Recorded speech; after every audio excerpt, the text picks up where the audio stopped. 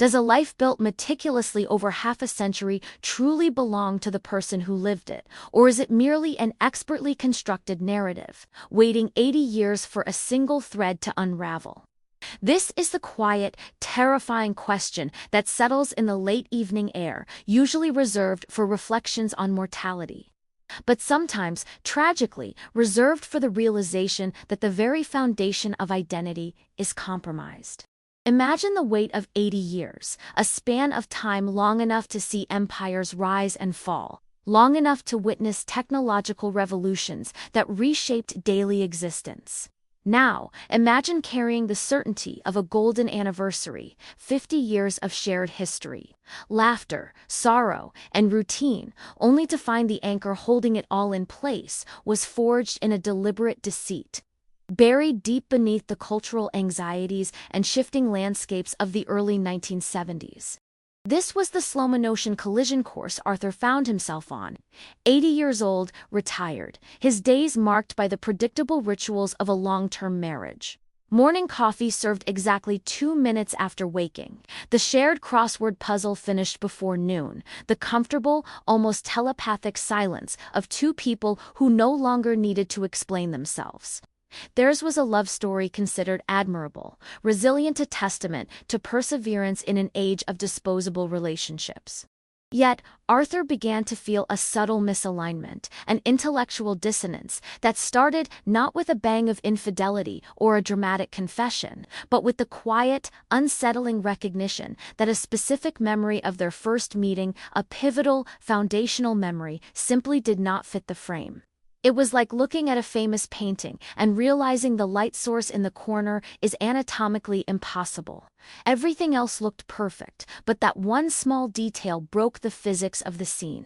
He was examining a box of old documents, mostly tax returns and faded correspondence, the archive of a successful but entirely ordinary life. He pulled out a photograph, yellowed at the edges, capturing him and his wife Eleanor during what they always recounted as their chance meeting at a university library's foreign exchange orientation in September of 1972. It was a cherished anecdote, romantic and serendipitous.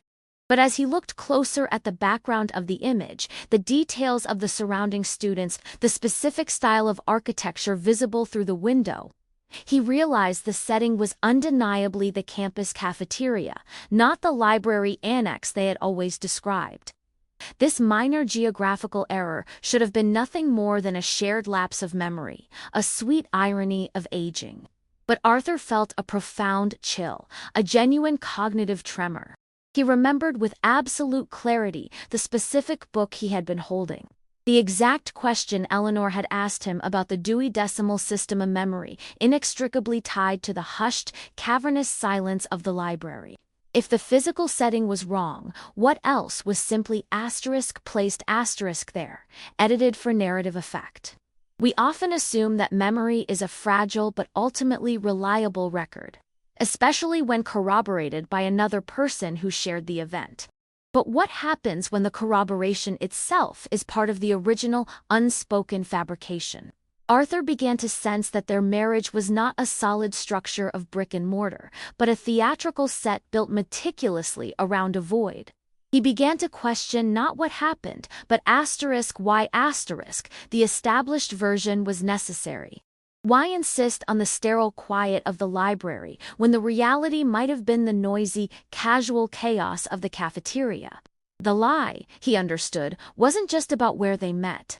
It was about presenting themselves to each other and to the world as people who met in a way that aligned with the acceptable romantic mythology of the time.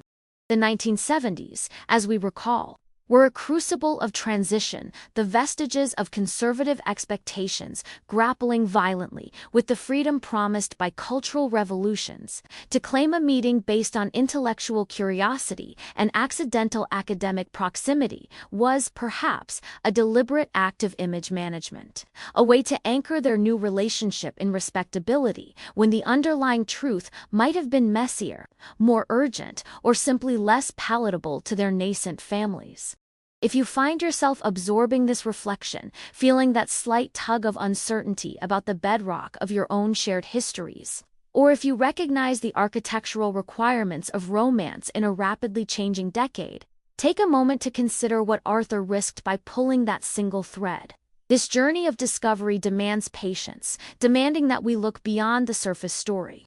If this quiet infiltration of doubt resonates with you, let me know by simply tapping the like button, ensuring we continue this deep dive together, allowing us to collaboratively strip away the layers of intentional forgetfulness and cultural mandates, and perhaps share a word below, a single phrase that encapsulates the feeling of recognizing that a fundamental piece of your past might be edited.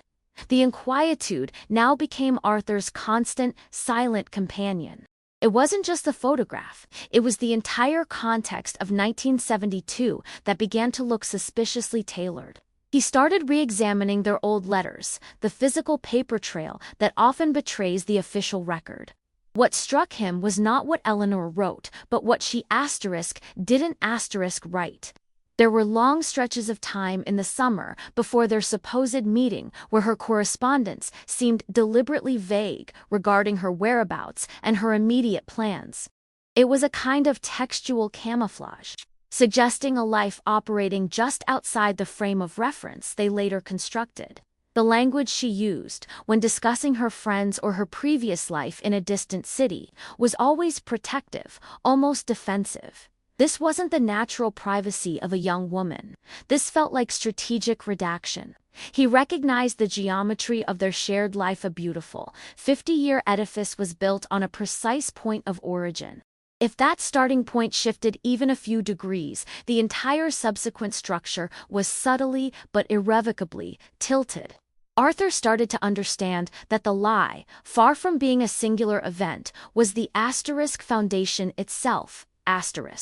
It wasn't the kind of deception that hurts because of betrayal, but the kind that collapses the intellectual framework of one's reality. It hurts because it renders the subsequent years, however genuine the emotion, as a response to a phantom premise. It was the realization that he had fallen in love with a woman who needed to be someone else to begin their journey, and that he, Arthur, had silently agreed to the script, perhaps without even realizing it. The great deception of their long marriage might not have been Eleanor's initial action, but the subsequent, half-century commitment to the performance. The shared, unspoken contract to maintain the integrity of the 1970s narrative. This cultural mandate of the early 70s demanded certain definitions of stability, especially regarding education, family approval, and trajectory. Perhaps the cafeteria setting, or whatever the actual truth entailed, was too messy, too immediate, too indicative of a lack of future planning. This led Arthur to a profound sense of had he been so eager to find a reliable partner, so ready to settle into the respectable stability offered by Eleanor, that he unconsciously filled in the blanks of her story, accepting the polished version without scrutiny. It is terrifying to realize, at 80, that you may have been complicit in your own illusion simply because the illusion was comforting. The persistent minor details continued to surface, like small, sharp fragments of glass. The origin story of the wedding ring, always claimed to be a family heirloom from Eleanor's maternal grandmother, now seemed dubious. Arthur remembered a hurried trip to a specific, nondescript jeweler in a neighboring town just weeks before the ceremony, a memory he had long dismissed as pre-wedding jitters. But when he tracked down the obscure record, now only possible through digital archives, he found evidence of a purchase. The ring was new. It was a seemingly trivial alteration, yet it reinforced the emerging pattern. Every touchpoint meant to convey permanence, history, and smooth, predictable origins had been subtly manipulated. The lie wasn't about sex or money. It was about provenance. It was about manufacturing the necessary social currency to survive the turbulent societal waters of the early 1970s and gain entry into a life of assumed respectability. Arthur began the slow, painful process of intellectual archaeology. He wasn't looking for proof to confront Eleanor. He was looking for understanding so he could reconcile the woman he loved with the silent architect of this half-century facade. He retreated further into the archive of forgotten intentions. Revisiting Eleanor's college transcripts, old bank statements, anything that preceded their alleged meeting in 1972. What he found suggested a rapid, desperate shift in trajectory during the spring of that year, an abrupt change of major self, a sudden move across states, and a frantic attempt to create a clean slate. The silence in the letters wasn't arbitrary. It was the sound of a slate being scrubbed clean. It led him, finally, to the precipice of the true realization. The 1970s lie wasn't a cover-up for something shameful, but a pragmatic necessity driven by an external pressure so intense, so defining of her young life, that Eleanor had to reinvent her past entirely to secure her future with Arthur. The shadow of the original motive loomed large, suggesting not infidelity, but an issue of identity, obligation, or perhaps the ultimate pressure of an irreversible consequence she had to escape. The stable, quiet life he had enjoyed for 50 years was, in fact, the elaborate and costly sanctuary she had built, layer by intentional layer, around a vulnerable, essential truth. This realization, far from offering peace, only deepened the inquietude, forcing him to ask the ultimate question that binds us to the next part of this deep dive. What was so fundamentally toxic about the reality of 1972 that required 5 decades of careful, loving illusion to overwrite it? The answer lies in the specific mechanism of the deception, and the person who was entirely lost in the process. What happens to the structure of memory when the cornerstone of 40 years of life is revealed to be nothing more than theatrical scaffolding? Erected during a decade famous for its illusionary optimism, I stood there, aged 80, the low amber light of the study catching the fine dust motes dancing above the aged manila folder, realizing that the cold paper I held, the certified, notarized, undeniable record, was not just evidence of a deception, but the very architectural blueprint of my existence since 1978. The initial shock was not explosive, but rather a slow, creeping desiccation, as if all the moisture and vitality were being drawn out of my extremities. It was the feeling of watching a colossal dam break, not with a roar, but with a silent, agonizing crack that begins at the lowest, deepest point. You see the water receding instantly, exposing the dry, muddy floor where you thought a great reservoir of love and stability had always rested. 40 years. To score of celebrated anniversaries, countless shared meals, the raising of children, the quiet rhythm of two people growing old in tandem, whole, predicated on a foundational misrepresentation regarding solvency, previous marriage, or perhaps a hidden vocational past that never truly died. The lie of the 1970s was not just a youthful indiscretion, it was the entire premise of the life we built. A Trojan horse accepted into the citadel of my heart, its true contents only revealed under the harsh, unblinking scrutiny of approaching mortality. I didn't weep. Tears belonged to sudden pain. This was chronic, existential realization, demanding intellectual reckoning, not emotional release. I felt like an archaeologist who, after years of meticulous excavation, finally reaches the foundational level of a forgotten city, only to find the inscription confirming that the civilization was never real, merely a sophisticated stage play. How could I have been so blind? This question, however, is often the wrong one. Deception works not by blinding, but by providing an extremely comfortable perspective to which we willingly adjust our focus. It creates a consensus reality, and we, as human beings, are biologically programmed to trust the established consensus, especially when it involves the person who shares our bet. It is the human inheritance of forgetting. The natural tendency to smooth out the sharp edges of inconvenient truths for the sake of communal peace. We are constantly choosing comfort over vigilance. If you have ever stopped, perhaps late at night while staring into the silent reflection of glass, and felt a sudden, profound dissonance, the sense that the trajectory you were on, the history you possess, belongs perhaps to someone else, then you understand the fragile boundary between the life we live and the narrative we construct. That feeling, that cold recognition that something is fundamentally out of place. is often the first faint signal of a profound historical error in our own timeline. We are called to investigate these signals, to trace the source of that uneasiness. Because the retention of our true history is the only anchor we possess. It is through these shared moments of quiet investigation that we truly begin to map the internal landscapes of human experience. If this narrative resonates, if you recognize the shadow of this internal struggle, pause and consider sharing your own reflections below. It helps this channel and this community trace the deeper cycles of human truth and human evasion. Ensuring these profound discoveries reach those who are also seeking answers in the twilight hours of their own uncertainties. The revelation brought with it the chilling understanding that my life partner, my supposed mirror, had lived a dual existence.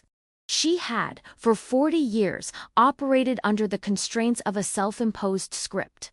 One written long ago, when flared trousers and economic uncertainty ruled the day. She had played the role perfectly, the devoted wife, the steady hand, the pillar of middle-class respectability. But beneath that polished surface, the machinery of the 1970s lay whatever complex financial maneuver or essential identity evasion had been running constantly, consuming a silent energy that could have been used for genuine connection.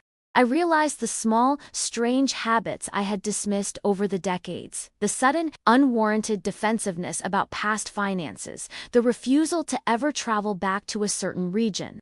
The carefully curated absence of certain photographs were not eccentricities of character. They were the visible stress fractures in the architecture of deception. I began to revisit our life together, year by agonizing year, filtering every memory through this brutal, new lens. The honeymoon conversation about her family history. A clever piece of fabrication. The tears shed over a seemingly innocuous letter 30 years prior. Panic over a near exposure was the slow, intellectual horror of discovering that the warm, familiar hand you held was merely a sophisticated prosthetic, expertly warmed to mimic life. Every shared vulnerability, every confession, every intimate plan for the future had she been calculating the lie's safety factor all along. Weighing my trust against the security of the life the lie provided, it was the deepest form of betrayal, not merely of fidelity, but of reality itself. This forced excavation of the past brought me to a philosophical precipice. If the very cornerstone of our union, the why we married, the how we started, was false, what did that make everything that followed?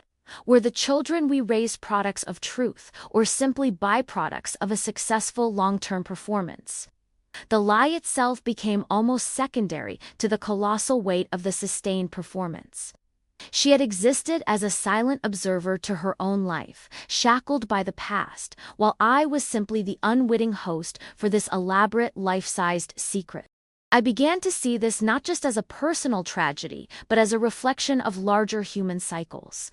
Whole civilizations, great empires, have been founded on convenient fictions, maintained by the collective agreement to forget the inconvenient origins.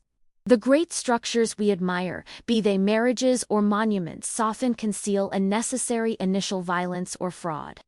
Buried deep in the bedrock, waiting for the cycle of return to expose them. The confrontation, when it finally arrived, was not loud but devastatingly quiet. I didn't need to shout. The folder in my hand spoke volumes. I simply laid the documents out on the kitchen table, arranging the papers like silent witnesses under the midday sun. I watched her face, the way the muscles around her eyes, those eyes I had trusted for so long, tightened in instantaneous recognition. Not of surprise, but of inevitability. It was the look of a person who had spent 40 years anticipating the precise moment the executioner would arrive. Her response was the ultimate confirmation of the architectural complexity of the deception. There was no denial, only a weary, almost detached explanation.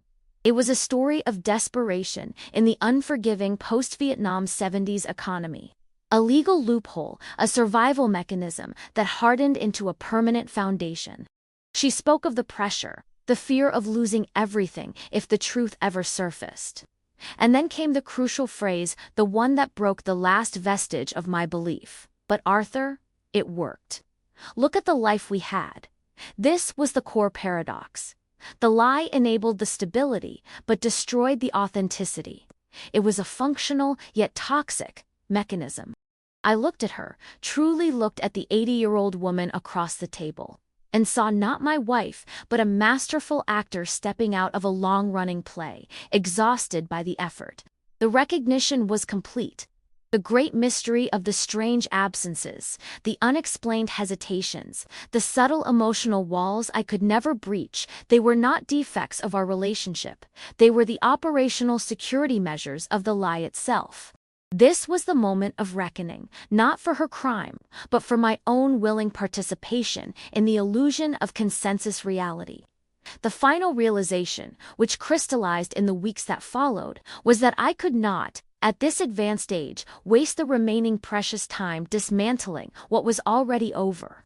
Seeking retribution or demanding full recompense for 40 lost years felt pointless. The truth had already exacted the ultimate price. The goal was no longer justice, but clarity. I had to redefine my own identity, not as a victim of her historical oversight, but as an observer who had finally broken free from a continuous cycle of forgetting. I had to acknowledge the full weight of the deception, accept the painful inheritance of that reality, and consciously decide to spend my remaining days in unvarnished honesty, even if it meant profound solitude. This journey, this slow unraveling of a meticulously constructed life, taught me that the most dangerous lies are those we integrate so perfectly into our daily routines that they become indistinguishable from the truth. They become the air we breathe, the ground we walk on. But the universe, in its relentless cycle of renewal, always leaves signals, faint anomalies, misplaced memories. The unsettling feeling that we are living on borrowed time and someone else's history. Our task, whether we are 80 or 18, is to heed those subtle signals, to become the meticulous investigators of our own inner lives, refusing the comfort of convenient fiction. The great truths are often silent, hidden not in plain sight, but in the places we consciously choose not to look. If you have stayed with this journey, if you have recognized the profound weight of this quiet reckoning, it suggests you, too, are an active observer, someone who demands authenticity over comfort. We are connected by this refusal to simply accept the surface narrative. If you value this type of deep, reflective exploration of the human condition, I invite you to join our growing community of seekers. Subscribe to the channel to ensure you never miss these essential dispatches from the deeper layers of existence. Please, leave a like on this video if it resonated with the complexities of your own understanding of cycles and forgetting. And crucially, to mark your presence in this discovery, please comment the exact phrase. Asterisk, asterisk, the 70s echo, asterisk, asterisk. Your engagement fuels this continuous investigation. The search for what is real, for the hidden architects of our shared reality, is far from over. I will continue to record these findings as they unfold, mapping the quiet truths that lie buried beneath decades of convenient silence. Join me in the next segment, where we examine the ethical weight of final truths and the true cost of liberation at the very end of the road.